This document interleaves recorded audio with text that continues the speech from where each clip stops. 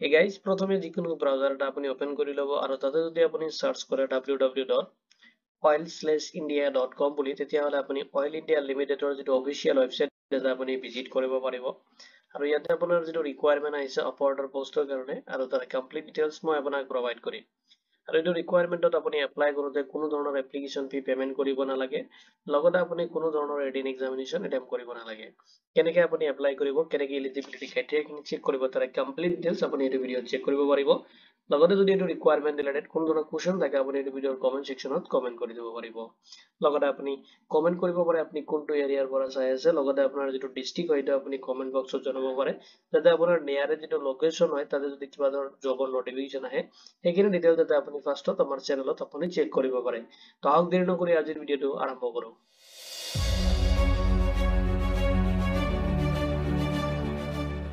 oil India লিমিটেডৰ পৰা আহিছে নোটিফিকেশনটো আৰু তাৰ ডিটেইলছখিনি আপুনি এইটো ভিডিঅ'ত চেক কৰিব পাৰিব সিস্টেমেটিক ফাৰ্ষ্টত যেটো পোষ্ট আহিছে এইটো চাই লওক কন্ট্ৰাকচুৱেল ড্ৰিলিং work over operator কাৰণে পোষ্ট আছে যত আপুনি এপ্লাই কৰিব পাৰিব 8 পোষ্টৰ কাৰণে আহিছে নোটিফিকেশন আৰু তো প্ৰথমতে আপুনি চাই লওক যেটো এডুকেশনাল কোৱালিফিকেশন বিচাৰিছে আপুনি ক্লাছ 10 কমপ্লিট কৰা হ'ব লাগিব যিকোনো ৰিকগনাইজ এডুকেশন বৰ্ড আছে তাৰ পৰা আপুনি কৰা হ'ব লাগিব লগতে আপোনাৰ মিনিমাম 3 ইয়াৰ্স আপোনাৰ ডিপ্লোমা থাকিব লাগিব এনি ইঞ্জিনিয়াৰিং ডিসিপ্লিনৰ পৰা লগতে আপোনাৰ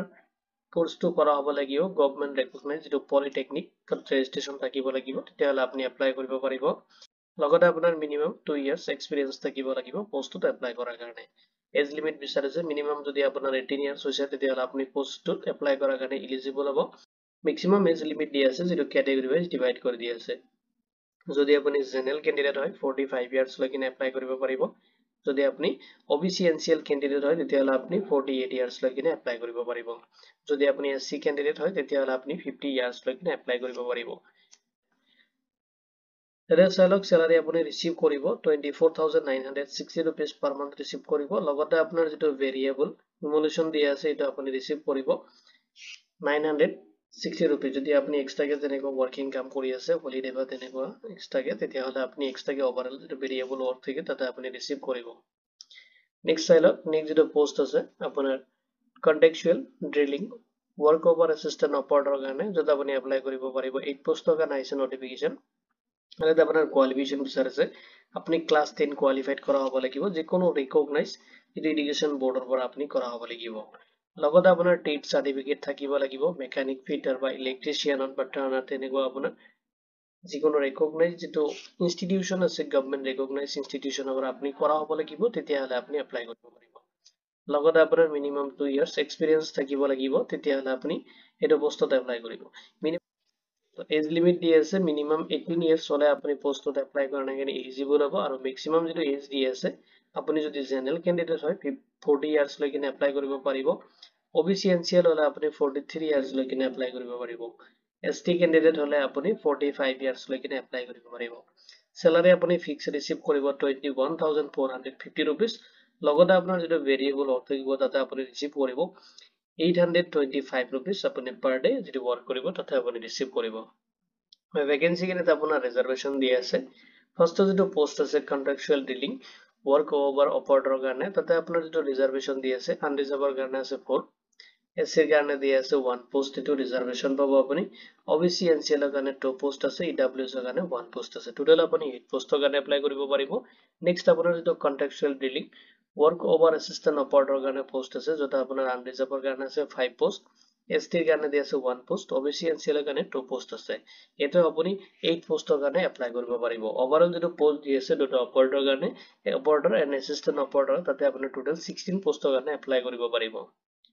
এতিয়া চাই লওক পোষ্টখিনিত আপুনি যেটো এপ্লাই কৰিব তাৰ যেটো সিলেকশন প্ৰসেস হয় সেইখিনি চাই লওক তো সিলেকশন প্ৰসেসত যেতিকে আপুনি কোনো ধৰণৰ ৰিটেন এক্সামিনেশন দিব নালাগে তাৰ কাৰণে আপুনি ওয়াকিং ইন্টাৰভিউ ফেস কৰিব লাগিব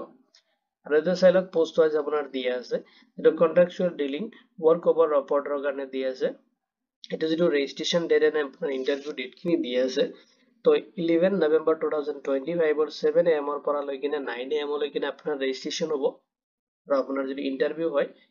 এটো পাৰ্সোনাল অ্যাসেসমেন্ট হ'ব এটো 11 নৱেম্বৰ 2025 ত হ'ব আৰু আপোনাৰ যেটো ভেন্যু দি আছে Duliajan club oil India limited যেটো দুলিয়াজান আছে এইটো বেনত আপুনি ভিজিট কৰিব লাগিব নেক্সট যেটো পোষ্ট আছে কন্ট্ৰাকচুৱেল ডিলিং ৱৰ্ক ওভাৰ এসিস্ট্যান্ট অপাৰেটৰৰ কাৰণে তাতে আপোনাৰ যেটো ৰেজিষ্ট্ৰেচন ডেট দিয়া আছে 12 November 2025 or 7 AM পৰা লৈকিনে আপুনি 9 AM লৈকিনে ৰেজিষ্ট্ৰেচন কৰিব লাগিব আৰু যেটো আপোনাৰ ওয়াৰ্কিং ইন্টাৰভিউ টাইম ডেটটো দি আছে আপোনাৰ 12 November 2025 ডেটত আপুনি তাতে ভিজিট কৰিব লাগিব আৰু বেনুটো দি আছে দুলিয়াজান ক্লাব যেটো অইল ইণ্ডিয়া লিমিটেড দুলিয়াজান এইটো বেনুত আপুনি ৰিসিভ মানে ভিজিট কৰিব লাগিব ভিজিট কৰি কিনে আপুনি ইন্টাৰভিউ ফেস কৰিব লাগিব এতিয়া চালক যদি আপুনি ইন্টাৰেস্টেড হয় তেতিয়াহলে আপুনি পাৰ্সোনাল বায়োডাটা এটা ফিল আপ কৰিব লাগিব আপুনি আৰু এইটো বায়োডাটা আপুনি লগত লৈ যাব লাগিব তাতে আপোনাৰ ৰিসেন্ট পাসপোৰ্ট সাইজ ফটোগ্ৰাফ লাগিব লগতে আপুনি অৰিজিনাল এণ্ড সেলফ এটাস্টেড কপি যিখিনি ডকুমেন্ট সাৰ্টিফিকেট এণ্ড টেম্পৰাৰি যিখিনি আপোনাৰ এক্সপেৰিয়েন্স ডকুমেন্টছ আছে কিনে আপুনি লগত লৈ যাব লাগিব লগতে আপোনাৰ আইডি প্ৰুফ লৈ যাব লাগিব লগতে আপোনাৰ এড্ৰেছ প্ৰুফ লগতে এডমিট কাৰ্ড এখিনি আপুনি লৈ যাব ডকুমেন্টছ খিনি এডুকেশনাল যিখিনি ডকুমেন্টছ আছে লগতে আপুনি লৈ যাব লাগিব যদি আপোনাৰ কোনো কোম্পানী বা সেক্টৰত আপুনি কাম কৰি আছে তাৰ যেটো এনওসি সাৰ্টিফিকেট হয় নো অবজেকশন সাৰ্টিফিকেট এটা আপুনি লৈ যাব লাগিব লগতে আপুনি ওয়াৰ্কিং ইন্টাৰভিউটো ফেস কৰিব লাগিব আৰু আপুনি যেতিয়া এখিনি লিষ্ট কৰা হ'ব আপুনি যেতিয়া ৰেজিষ্ট্ৰেচন কৰিব তেতিয়া আপোনাৰ ডকুমেন্টছ ভেৰিফিকেশন হ'ব তাৰ পিছত আপোনাক শৰ্টলিস্টেড কৰি কিনে আপোনাৰ ওয়াৰ্কিং ইন্টাৰভিউ প্ৰসেস খিনি কৰা হ'ব তাতে আপুনি মিনিমাম 55% কেৰি কৰিব লাগিব তেতিয়াহলে আপুনি পোষ্ট কাৰণে এলিজিবল হ'ব লগতে চালক টাৰ্ম এণ্ড কন্ডিশন খিনি দিয়া আছে ওয়াৰ্কিং ইন্টাৰভিউটো হয় পাৰ্সোনাল কমিউনিকেশন হ'ব আৰু আপুনি যেতিয়া ওয়াৰ্কিং ইন্টাৰভিউ ফেস কৰিব যাব তাৰ কাৰণে আপুনি কোনো ধৰণৰ টিএডিএ প্ৰভাইড কৰা নহব ঠিক আছে তো যদি আপুনি ইন্টাৰেস্টেড হয় এটো লোকেশনত আপুনি যেটো দুলিয়াজান লোকেশন আছে অইল ইণ্ডিয়া লিমিটেডৰ তাতে আপুনি ভিজিট কৰিব পাৰে এণ্ড আপুনি এপ্লাই কৰিব পাৰিব নেক্সট চালক আপুনি স্ক্ৰল কৰিলে এটো ফৰ্ম আপুনি পাই যাব যেটো পাৰ্সোনাল বায়োডাটা কন্টেক্সচুৱেল এংগেজমেন্ট দিয়া আছে এটো বায়োডাটা আপুনি প্ৰিন্ট কৰি ল'ব কৰি কিনে আপুনি এটো ফিল আপ কৰিব লাগিব কৰি কিনে লৈ যাব লগতে আপুনি নিজেকে বায়োডাটা এটা আপুনি বনাই ল'ব পাৰে তাতে আপোনাৰ এডুকেশনাল লগতে এক্সপেৰিয়েন্স বাকি ডিটেইলছ খিনি ফিল আপ কৰিব লৈ কিনে আপুনি তাতে ৰেজিষ্ট্ৰেচন কৰিব লাগিব ডেট খিনি মই এই ভিডিওৰ ডেসক্ৰিপচনতে দিম আৰু ইম্পৰ্টেন্স লিখিনি আপুনি এই ভিডিওৰ ডেসক্ৰিপচনত চেক কৰিব পাৰিব এটো ৰিকোয়াৰমেন্ট ৰিলেটেড যদি কোনো ধৰণৰ কোৱেশ্চন লাগে আপুনি এই ভিডিওৰ কমেন্ট সেকশনত কমেন্ট কৰি দিব ভিডিওৰ সৰ্ব ধন্যবাদ দি কিনে আজিৰ ভিডিও মই ইমানতে সামৰিছো